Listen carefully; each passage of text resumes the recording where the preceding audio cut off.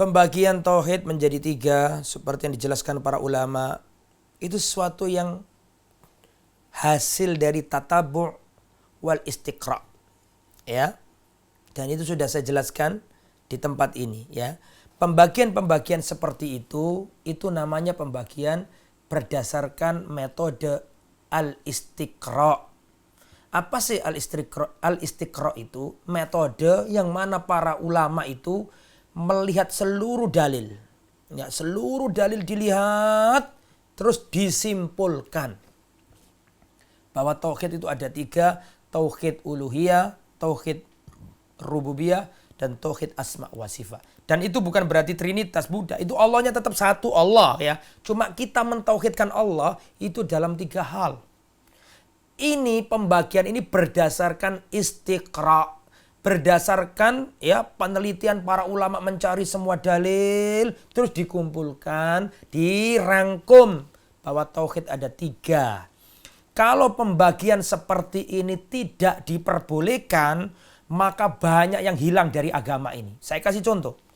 Yang membantah ini nggak boleh, yang membantah pembagian ini, saya tanya balik.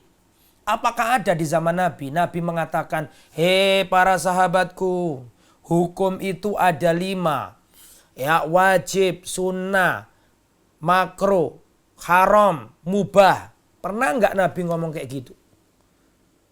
Kalau ini dilarang, maka ini pun dilarang harusnya. Nabi nggak pernah kok ngomong sama sahabat Nabi, wahai para sahabatku, perhatikanlah hukum itu ada 5. Wajib, sunnah, mubah, makruh, haram. Tidak pernah Nabi ngomong kayak gitu. Lah, kok muncul pembagian seperti ini bagaimana Ustadz? Para ulama melihat seluruh dalil, para ulama melihat seluruh hadisnya Nabi, akhirnya disimpulkan bahwa hukum itu ada 5. Itu namanya metode istiqra'. Ini boleh sah. Saya kasih contoh lagi. Pernah nggak Nabi mengatakan sholat rawatib itu ada mu'akkad, ada ghairu mu'akkad. Kalau mu'akkad itu ini. Kalau ghairu mu'akkad itu ini. Nabi pernah ngomong kayak gitu? Enggak pernah. Terus kok muncul pembagian sholat rawatib ini ada mu'akkad, ada ghairu mu'akkad dari mana? Dari ulama. Kenapa ulama kok membagi itu? Untuk memudahkan kaum muslimin. Dari mana muncul pembagian itu? Para ulama melihat dalil, para ulama melihat hadis-hadis Nabi, para ulama melihat ayat-ayat Al-Quran, terus disimpulkan. Sehingga di sholat rawatib itu ada mu'akkad, ada ghair mu'akkad. Kalau Nabi terus melakukannya, Rasulullah menekankannya, oh ini berarti mu'akkad. Kalau Rasulullah kadang meninggalkannya, oh berarti ghair mu'akkad. Itu berdasarkan penelitian namanya metode al-istiqra'. Ya, jadi itu nggak bisa, terus nggak boleh gitu, nggak bisa. Kalau itu nggak boleh, ya banyak yang dibuang dalam agama ini. Seperti dalam ilmu tajwid, nun sakinah bertemu dengan huruf hijaiyah.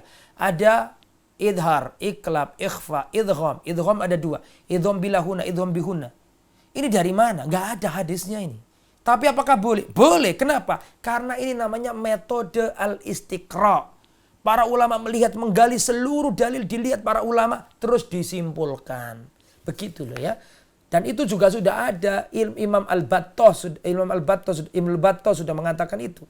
Ya, sudah pernah saya bahas di sini ya tentang masalah arba'ina hadisan fit tauhid atau fi huquq rabbil alamin. Sudah saya jelaskan masalah ini. Al-Imam Ibnu Battah sudah menjelaskan bahwa intinya iman kepada Allah itu dengan 3 hal. Iman tentang wahdaniyahnya Allah, bahwa Allah itu tunggal, menyembahnya kepada Allah saja.